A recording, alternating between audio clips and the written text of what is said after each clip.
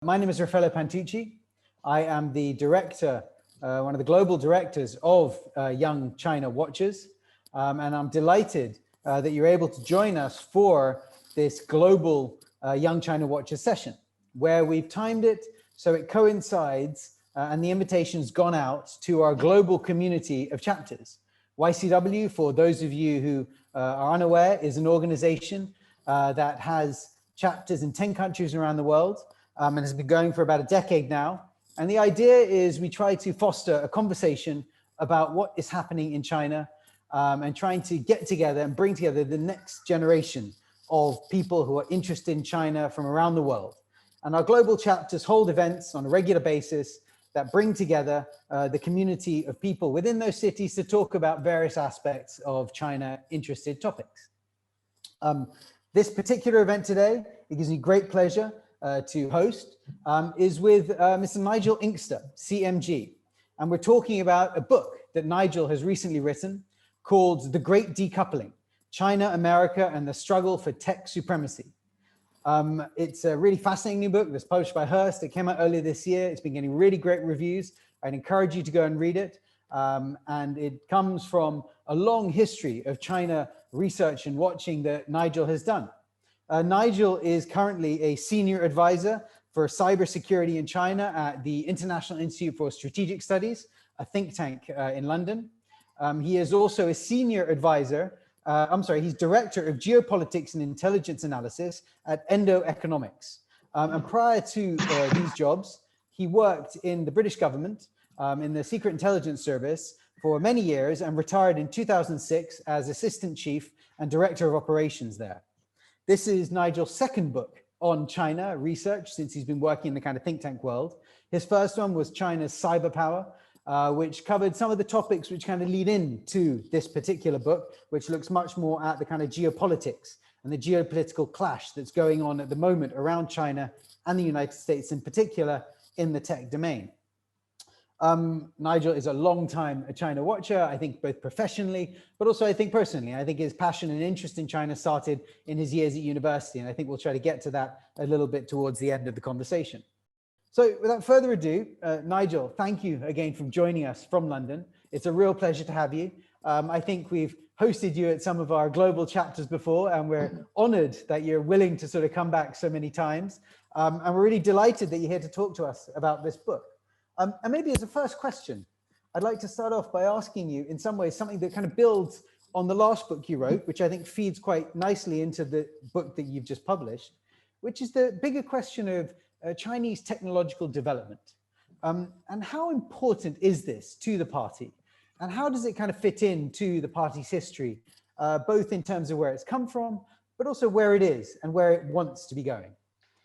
Yes, thanks. So firstly, thanks for inviting me again. It's always a great pleasure to talk to this particular audience and the coming generation of people who are going to be working on China.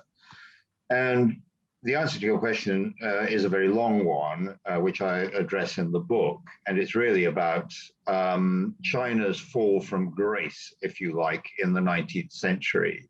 Having been, for most of recorded history, a major technology, if not science power in the strict sense of the term, China went literally from hero to zero in the 1840s when the West began forcing its way in. And so technology development has, and science too, has of course been critical in terms of how China addressed this fall from grace and the enormous challenge of how to modernize whilst preserving a distinct Chinese civilizational identity. And of course, we saw in the late 19th, early 20th century, Mr. Science and Mr. Democracy, 在先生, 德先生, were identified as the kind of two key things that would enable China to pull off this very difficult act. And in fact, looking back through history, China during the second half of the 19th and early 20th century, notwithstanding the very significant political and social disruption that it faced, didn't do too badly, but modernization was concentrated in a few mainly coastal areas and had little impact on the broad hinterland. And when the communists came to power, they had an opportunity to address this, which they kind of blew. The first sort of 3 decades, really a lot of time was wasted. Mao's obsession with class struggle at the expense of all else meant that precisely those who had the knowledge and expertise to take the nation forward technologically and scientifically were disparaged, marginalized, and given very little opportunity to do that. And during the latter part of the Maoist era, the only Chinese scientists who actually managed to survive more or less intact were those involved with the nuclear and satellite programs. So there was nothing else, which explains why when China needed a population policy in the late 1990s, they had to get rocket scientists to do it, and the results were as we now see. So it really wasn't until the early 80s that China began to really get to grips with the challenges of modern technology. And China's party leadership were very aware of the potential of certain technologies, in particular information communication technologies, for China's development. And this was in large measure thanks to Alvin Toffler, the American futurologist, whose predictions about the future were, typically, not always on the money, but he was absolutely on the money when it came to information communications technologies and how these would change everything. And everybody at the top of the Chinese leadership got that. They were reading this. I was in Beijing in the early 1980s, and I was handing out copies of Third Wave and Future Shock like sweets, to every member of the intelligentsia that I came across. And I think that really sowed the seeds of what has enabled China to move forward, because it was really a combination of two things that enabled China to take off. Firstly was entry to the World Trade Organization on developed country terms. Secondly was this determined effort to capture the commanding heights of information communication technology. To really, sort of make this their own and use it as a means of forcing through modernization and scientific and technical advancement. So, it is absolutely critical to, and of course, this has now been adopted by the current generation of leadership under Xi Jinping as an absolute centerpiece of China's ambitions for the great rejuvenation of the Chinese race and all the China dream. Technology is in all its forms is front and center now. So I mean that's fascinating, and it really shows the kind of the depth and the history of this question for the Chinese state. And I suppose that feeds into my second question, which is really why is it then that this has become kind of the focus of the clash that we're seeing happen today with the United States? I mean, clearly the confrontation with the US is the big driving question which animates and worries Beijing at the moment.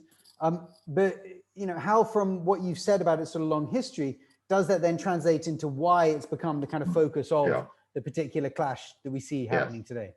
Well, that is a very complicated issue, and it has much to do with the different phases of China's modernization, because really between let's say 1980, when reform and opening up began to take off, and let's say the 2008 financial crisis, China was very much the demandeur. It was heavily reliant on Western technology for its progress and advancement. It had to send its brightest and best brains overseas to acquire some of the knowledge that would be critical to success. And it was very heavily, almost exclusively reliant on Western technology in order to achieve its objectives. And obviously for a proud millenarian civilization like China, being the demandeur, being in a position of dependency, was never going to be a comfortable place to be. But they kind of put up with it. And as we saw, China for all that period, 1980 to 2008, more or less, was happy to at least present a facade of a status quo power, one that was entirely to work with the grain of the post-World War II US-led international order, not disposing to challenge it, and effectively, deciding not to have a foreign policy beyond,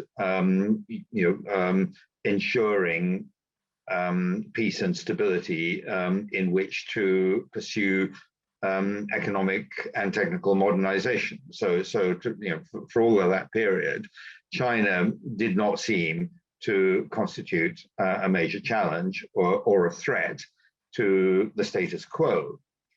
But inevitably, as China's economic miracle, and it really was an economic miracle, took off, this began to change. And I think it is, there is a big debate now in Washington about whether engagement with China that began with Nixon in the 1970s was a failure, whether, the West has been comprehensively deceived by a China that was only kind of waiting for its moment to strike, so to speak, and overturn the US-led international order. And that's become a kind of, sort of almost a sort of settled wisdom within the Washington Beltway these days, it seems to me at least. And I think the truth is far more complex than that, because even the Chinese leadership could have no real idea of how all this was going to play out. And I remember in the 1990s, Zhu Rongji talking about the first phase of modernization and saying, well, a whole bunch of stuff happened that we had no idea was going to happen and we didn't really know what to do about. Such as, for example, a whole lot of educated young people came back from the countryside because they had bad class backgrounds, they couldn't get government jobs. Therefore, they had to engage in entrepreneurship, albeit initially at a very low level. And the cumulative effect of this was very significant, and it was something that we simply not allowed for or planned for, but as it happened, turned out to be very welcome. And I think there have been a lot of things like this. The whole way in which the information revolution has taken off, with the best will in the world, although we were generally aware of the potential for these technologies. Nobody really could sit here now and say that they had anticipated step by step exactly how all this would evolve. And so that's true of the Chinese Communist Party as well. But now what we face is a situation where I think there is one element of engagement with China that where the West has been guilty of significant self-deception, and that is in the belief that greater economic engagement would lead to political liberalization and Western-style democracy, et cetera, et cetera. The Chinese Communist Party, to be fair to it, was absolutely clear in all its documentation that the primary purpose of economic development was to reinforce the party's hold on power. They never sought to dissemble on this point, but Western policymakers saw what they wanted to see, and so to that extent, yes, I suppose there was an element of deception that went on, but it was largely self-deception, I would argue. And now, of course, we're in a situation where China is the world's second largest economy in absolute terms, potentially poised to overtake the United States, et cetera, has developed armed forces for which the only peer competitor is the United States, and has begun to adopt a much more assertive international policy, again, mainly designed to address and extinguish threats to the Communist Party before they have the ability to gather political, critical mass, let's say. With this, of course, China is no longer content to be a passive recipient of US technologies. It now aspires to be a global leader in these technologies. We've seen this most egregious example with fifth generation mobile communications, 5G, Huawei, and all of that. This audience, I don't think, needs me to elaborate how that has been playing out. But in lots of other areas of modern technology, where the United States has long held a presumption of preeminence, of dominance in these technologies. And this is now coming under challenge. And I think 5G was, in some senses, the canary in the coal mine, if you will. There's a real, the moment that the United States policy community woke up and realized that China had something it did not. I think that has been a major feature in the way things have played out.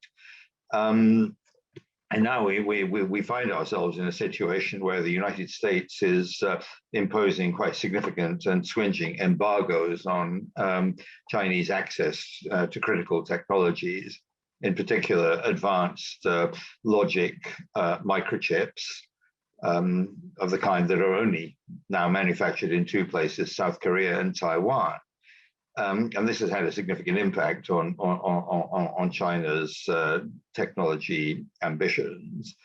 But the race is on in areas like quantum computing, quantum encryption, where on the face of it, China now actually does seem to have a slight lead. Artificial intelligence, et cetera, a very robotics, autonomous systems, all of these areas. And really, this is about, I know people kind of decry analogies with Thucydides, but I think this is very much the case of a struggle between an incumbent power and one that is, whatever it may say to the contrary, in practice seeking to challenge that incumbent power. And it's down to this, that this is where we now are. Thank you. I mean, I think that the way you frame that, and also in particular, the aspect of the intertwining of the two, I think is quite fascinating. And I think the real question that increasingly people ask is, the whole title, the premise of your book in a way, the Great Decoupling, is this even possible? Yes. Because for all the reasons you pointed out, this is a very intertwined process. And in a way, the wake up of 5G was the US realizing that China has something that they do not. And so it's no longer a kind of one-way street that Washington can completely control, but actually Beijing controls a bit of it too. But then this does start to beg the question, because it does highlight again how intertwined our worlds still are, how Apple still manufactures a huge amount of its material and product in China. Lots of other companies do as well, and Chinese companies are still very dependent on Western microchips and semiconductors and other things. So I guess the question that I often hear people asking in sort of academic and increasingly in the media as well is decoupling even possible? Is it something that we could actually see happening, or is it impossible and we're kind of always going to live in this world? Yeah, well, I'm going to answer that, by saying it depends what you mean by decoupling. I wouldn't I? But I think it is a very complex subject, and essentially, yes, you're right. I mean, the fact is that a significant consequence of China's opening up and membership of the World Trade Organization meant that it made sense for the US technology sector to shift a lot of its low-end manufacturing to China. And of course, this is what has been done. You mentioned Apple, Foxconn, et cetera, but the fact is that there are many US tech companies for whom China represents a significant market. And for the Biden administration, for any US administration, this is a real challenge because the direction the US government is trying to take now is one of greater decoupling. I'll come to what I think that means in a minute. But there are two key and very powerful US constituencies that are pulling in the opposite direction. One is Wall Street, following China's partial opening of its capital accounts. The big Wall Street companies are all piling in there because it's a place where profits can be made. The other is Silicon Valley.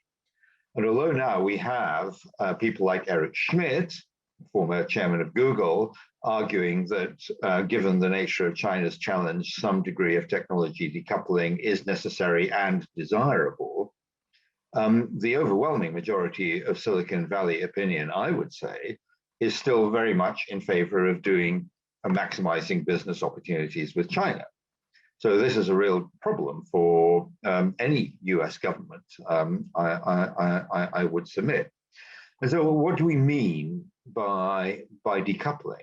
Well, I think it plays out differently in different sectors. There are lots of reasons unconnected with geopolitics why foreign manufacturers who have been doing lots of business in China might want to diversify their risk. And that's nothing to do with geopolitics. It's also to do with the fact that China's costs have become less competitive as they've moved up the value chain. So if you're in low-end manufacture, it probably makes sense to choose cheaper locations like Bangladesh, Vietnam, Cambodia, rather than China, where there's greater expense, more paperwork, and more political oversight. But when it comes to some of the more advanced technologies, it's more difficult. And of course, some companies are in China primarily in order to sell to the Chinese market, which is a huge magnet still. Nothing has changed from the days of the 19th century when somebody in Britain, I forget who, said, if every Chinaman, as they then called them, were to buy one woolen vest, the mills of Lancashire would never stop turning. There's still, I think, very much still that mindset amongst many foreign and Western entrepreneurs. So, I think the calculus for individual companies, individual sectors is different depending on what you're in China to do. If you're there to use cheap manufacture, for global sales, all of a sudden China's looking a lot less attractive, particularly now that impositions, demands for access to proprietary technology, source code, etc., and limitations on data storage all enormously complicate your life. The temptation to move away is there. And there is also the problem that I think was brought into stark relief by the COVID pandemic, is that in these very complicated global supply chains that have evolved over the last 30 years, China has turned out to be a single point of failure for some critical, for quite a number of critical commodities, including, ironically, medical protective equipment at the start of the pandemic. As it turned out that all this stuff was manufactured in Hubei province, which was the epicenter of the pandemic, and for many months in total lockdown. So I think entrepreneurs have begun to realize that this is something where a supply chain culture driven by a relentless pursuit of efficiency has to give way to a culture that places greater priority on resilience. So looking at moving away from single points of failure, diversifying your risk to multiple locations, so you don't have to be that dependent. Of course, this feeds into geopolitical risk. politically China is getting more difficult, and I think people in the West are beginning slowly to realize that.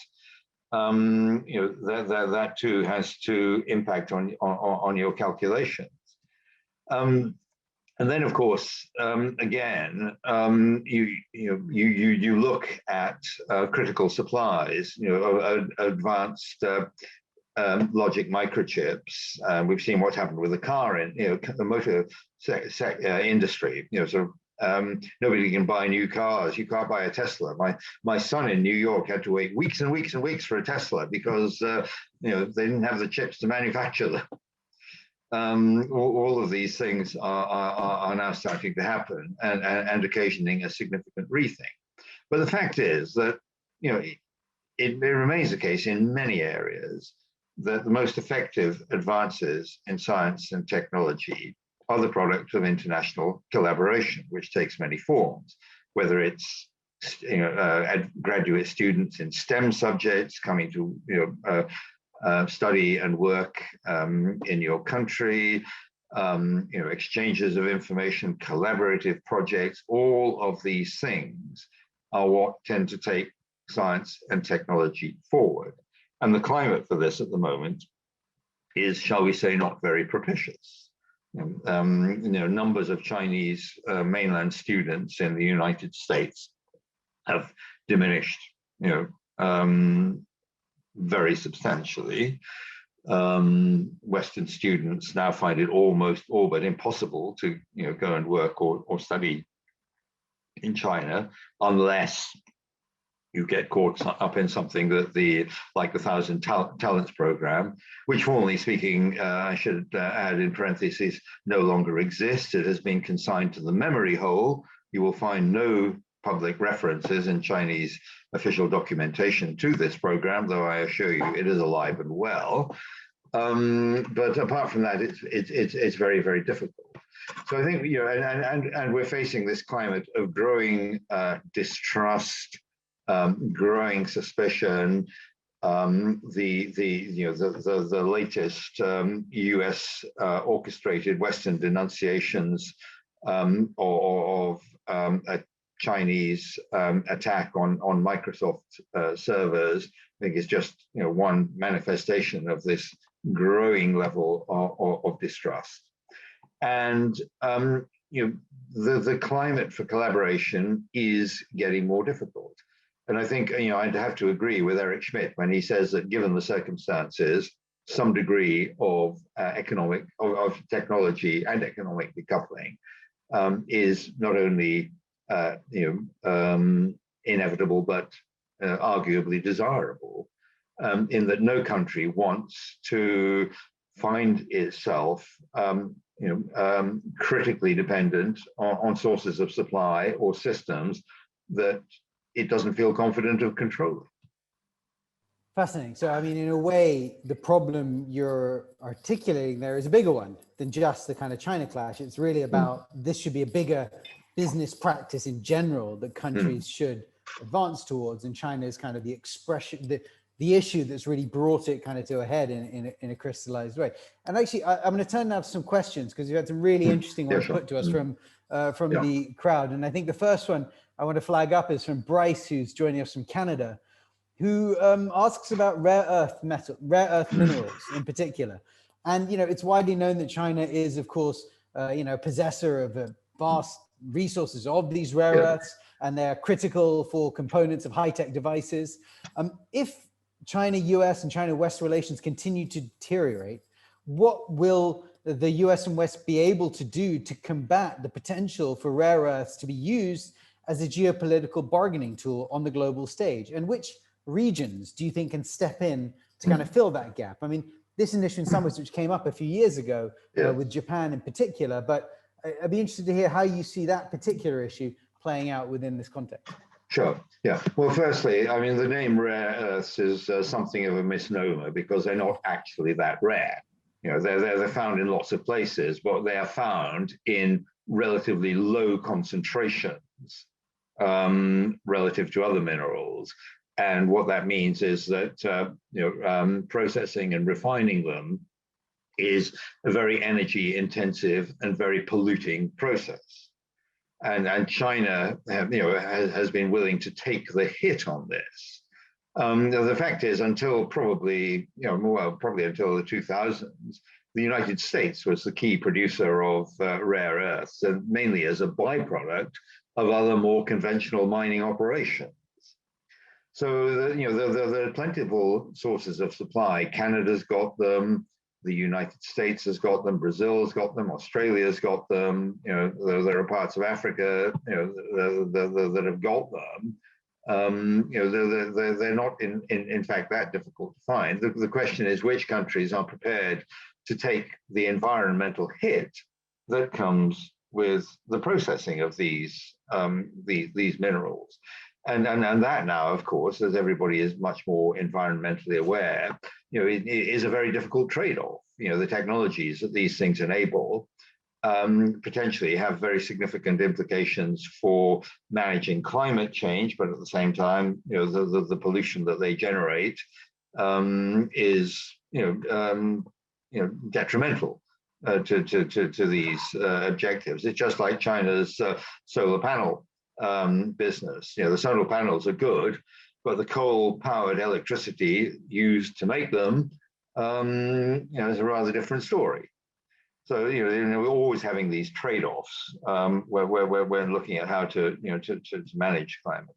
So I mean, I think inevitably what is going to happen now is that other countries are going to look to minimize their risks of dependence on China as a single source of supply. Some of the hard decisions will be made about mining these minerals, processing these minerals in locations that are probably quite far from where people actually live. Something like that, is bound to happen. I mean, you mentioned Japan, and what happened when China imposed an embargo on supplies to Japan was that Japan simply looked for other sources of supply. The net result of all of this was that China actually lost market share, and prices went down. So, embargoes of this kind can have perverse consequences and unintended consequences. So I don't think China is going to hold the world to ransom on rare earths. Great, thank you. It's an important point because I think a lot is made of that as a potential lever that they might use, and I think it's important to highlight that there's lots of other issues around it. I'll switch now to a question from Michal, who's joining us from where you are in the UK. Who says that in hindsight, weren't the failure point in Chinese supply chains dwarfed by failures elsewhere? Many companies reported that in 2020, they made most of their revenues in China. So how to get around that? And is it effective, resilient to recreate supply chains elsewhere? Yeah. Well, again, it goes back to the point I made earlier about what kind of business you're in. And it is certainly the case that China is one of the relatively few places around at the moment where, generally speaking, if you are prepared to play by China's rules, you can still make money. That is a reality. That explains why so many Wall Street companies are moving in there. China opened its capital account not out of the goodness of its heart because it needs the money to run down the post-2008 debt mountain it's accumulated, and B, in order to benefit from advanced financial management skills that these Wall Street organizations possess. What happens once they've achieved these two objectives or got closer to them? I'm not entirely sure, but the point, I think that it has become abundantly clear to most foreign CEOs now that businesses in China will be tolerated to the extent that they are perceived as being useful for China and ready to play by the rules. And this is getting more difficult. Companies in China now are finding that they're torn between a Chinese legal system requiring them to do one thing and a legal system in the countries in which they're incorporated requiring them to do the exact opposite of that. And how do you reconcile these competing draws. It's not at all easy. And yeah, I mean, in some areas, it will be difficult and costly to replace China with somewhere else. And it may, in certain cases, simply not be possible. I suspect in certain sectors, people are going to just have to grit their teeth and try to find workarounds. And maybe that involves creating separate organizations that are incorporated in China and others that are incorporated elsewhere with different corporate identities. It may come to that.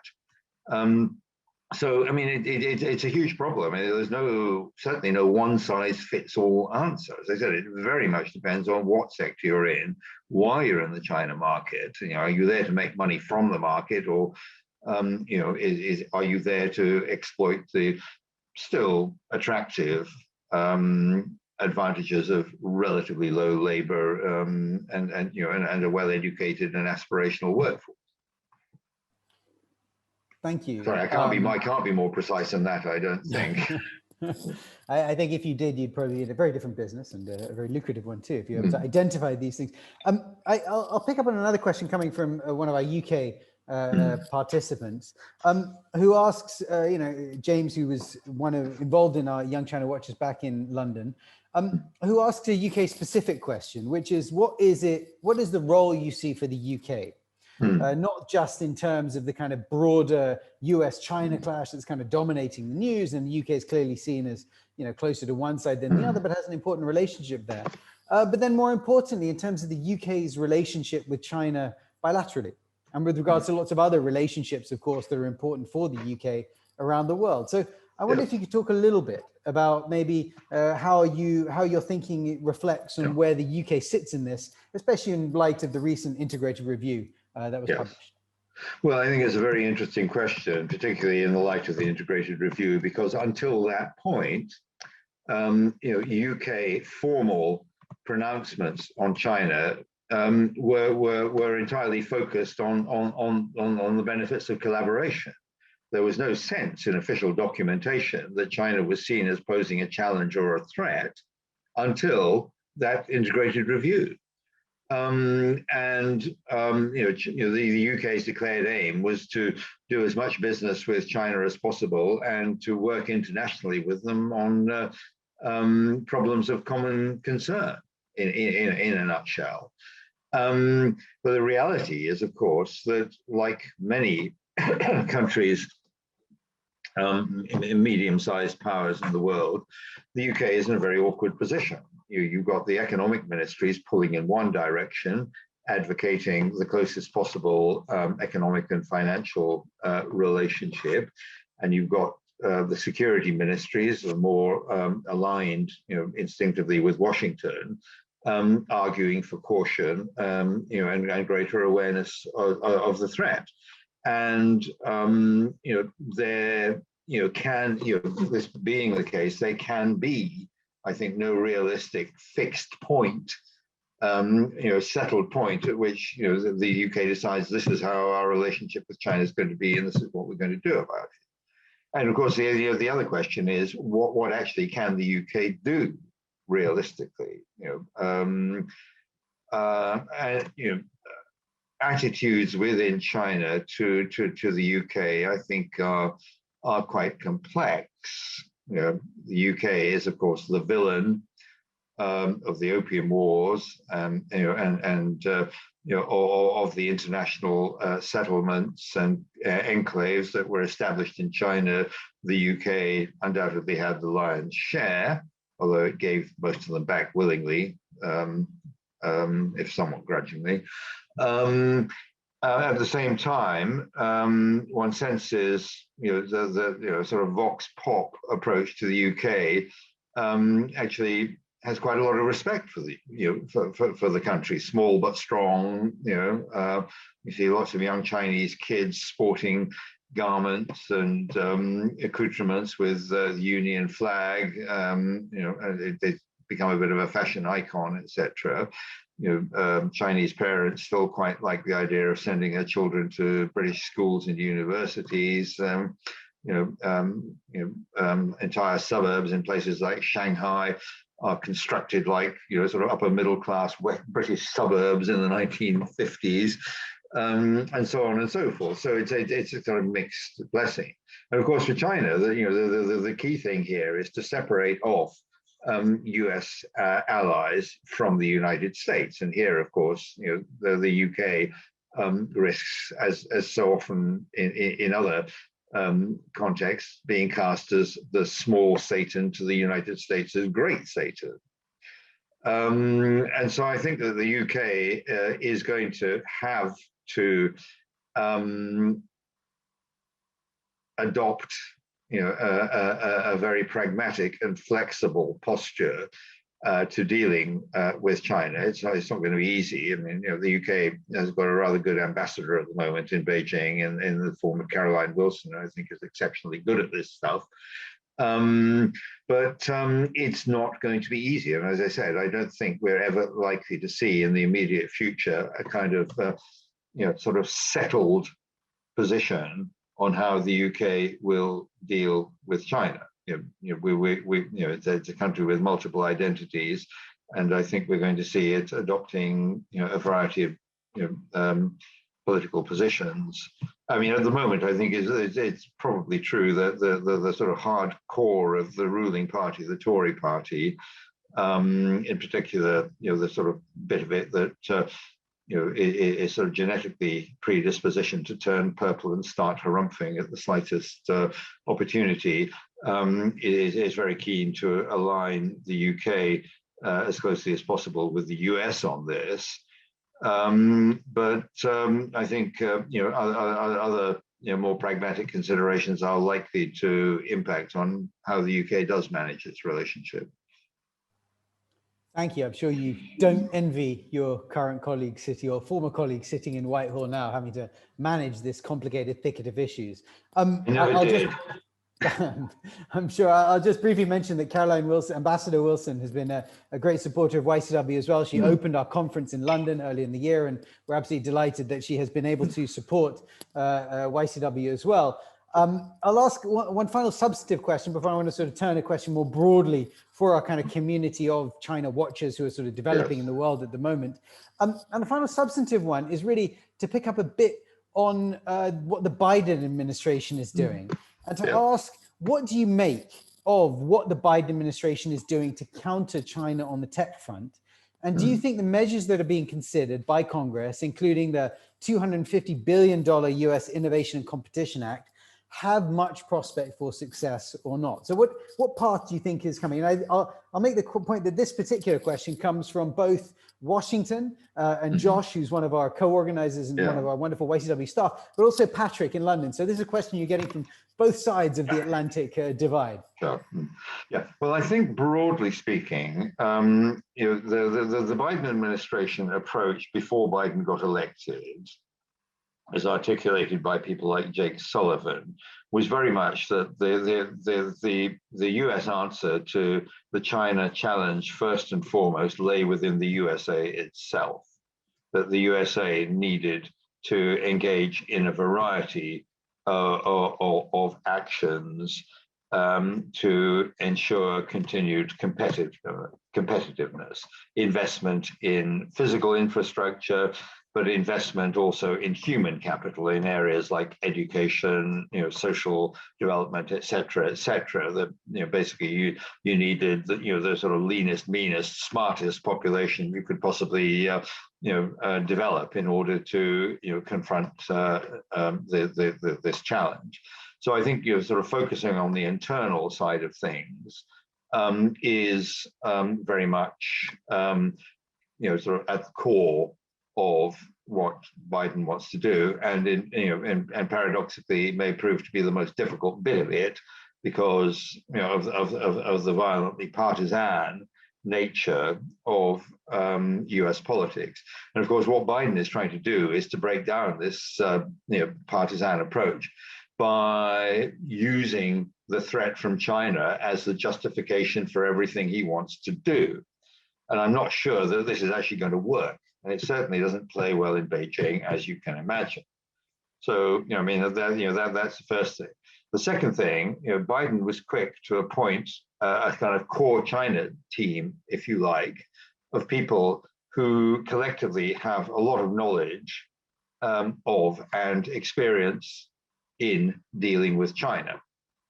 There's a sort of core team, people like Kurt Campbell, and I'm not going to go through the whole list. These are people who experience what it's like to deal with and try to manage China.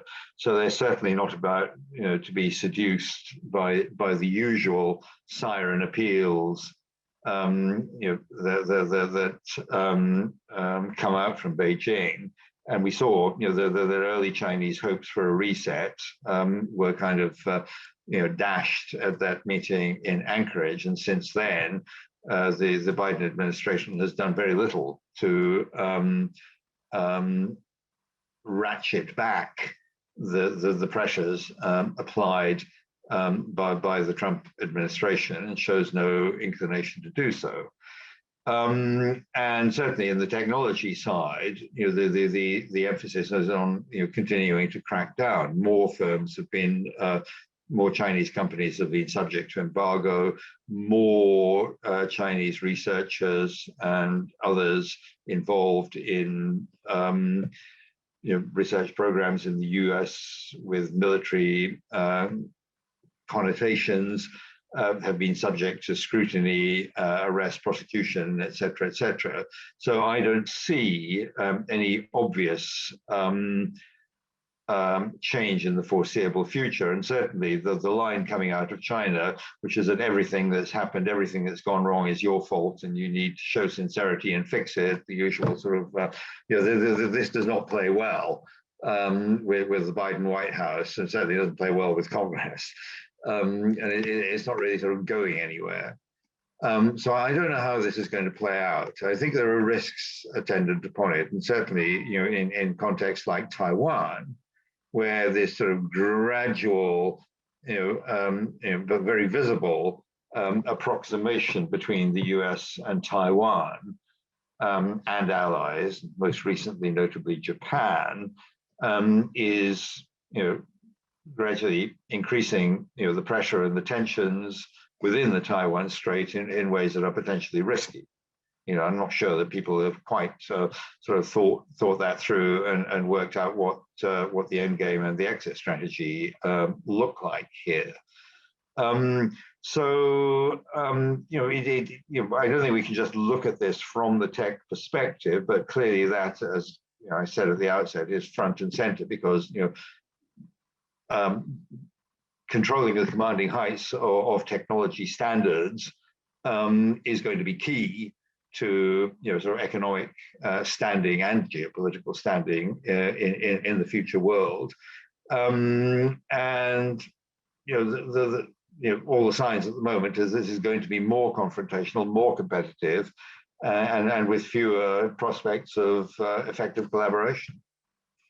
Well, that's a negative perspective, but in our closing minutes, and I'm very conscious, Nigel, you're on a tight schedule, sure. So we've only got a couple of minutes, 3 or so minutes left. And so sure. I want to wrap in a final question that Christiane from Germany, in Bonn in Germany, has asked into the sort of final springboard, which is, to look at a more positive side of the question. What are the steps you think that would foster a more positive global technological environment, and where are the optimistic areas you can see for Chinese and US technological cooperation? And where specifically, is there anywhere you would advise young people who are looking at China, working on China today, that they should be kind of focusing their energies, or where should they be thinking about doing research or working? So just some sort of final points on where you think individuals can sort of play a role in this going forward. Yeah, fine. Well, I don't think you can be prescriptive in this regard. And if you're working in the scientific and technology sectors, then what you should do, is,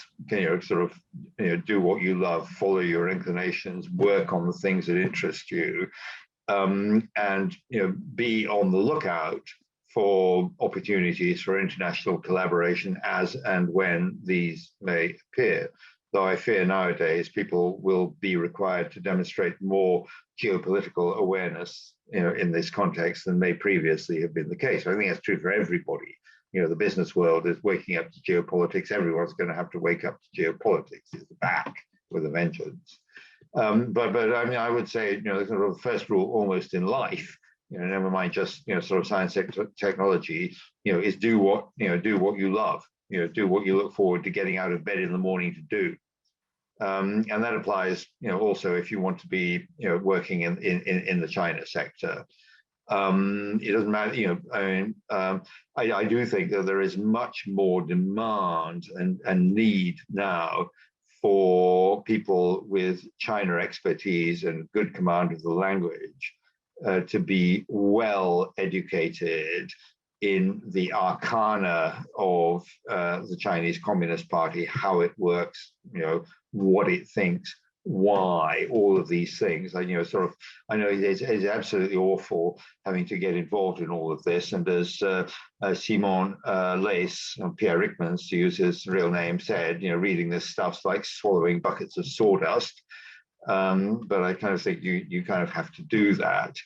But the fact is that when I look back, to the early 1970s, when I started studying Chinese, the opportunities, to get to grips with and to understand the country without having to go there necessarily are enormously greater than they were in my day. We had access to very little in the way of modern reading material or listening material. It was basically just Radio Beijing blaring out, propaganda. That was all you had. Now, with the internet, you can access pretty much anything you want. I mean, the range of material, the richness of it is enormous.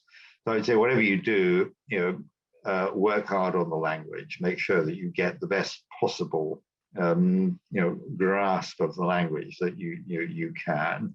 Secondly, don't neglect history and culture.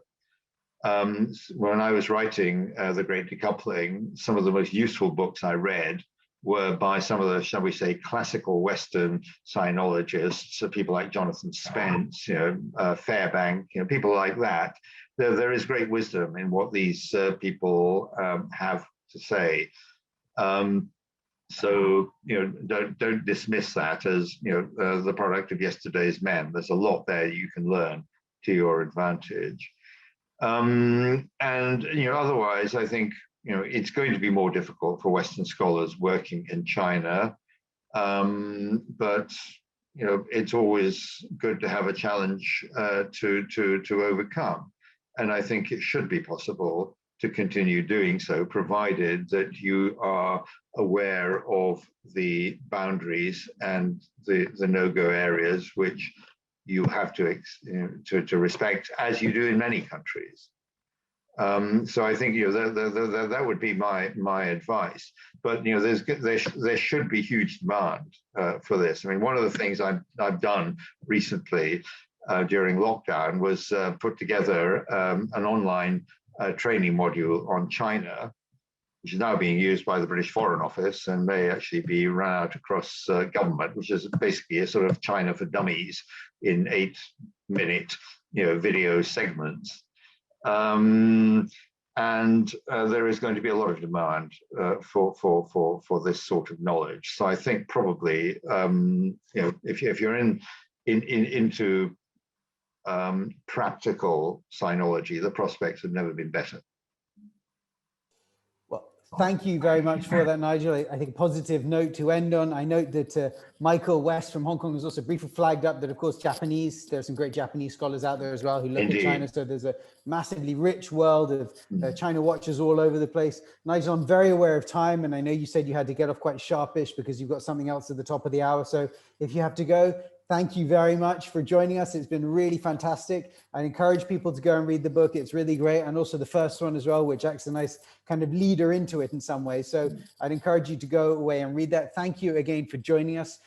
This will be up on YouTube afterwards, so people can watch it, and we'll disseminate it there. So we'll get some more viewerships through that. And then the final point I want to add is for those who didn't catch me earlier, We have got our Young China Watchers Pulse survey out at the moment, and I'd encourage you to please fill it in. We're trying to get as wide a range of contacts as possible. This is the third year we've done it now, and these surveys work well when you compare them year on year. So I'd really encourage people to go away, have a look at that, and please participate. It only takes about 5 minutes to do. It's really quick. It's a very easy survey of key questions about what's happening in China. Please go away and do it. You can find it on our website or write to us and we can send you a link. But without further ado, I will pull stumps on us here. Thank you very much from Singapore. Thank you, Nigel, again from London. Thank you to my colleagues Sam in Hong Kong and Josh in Washington. It's been wonderful to have you speak with us again. Good day, good night, and good morning, if that's where you are. Bye.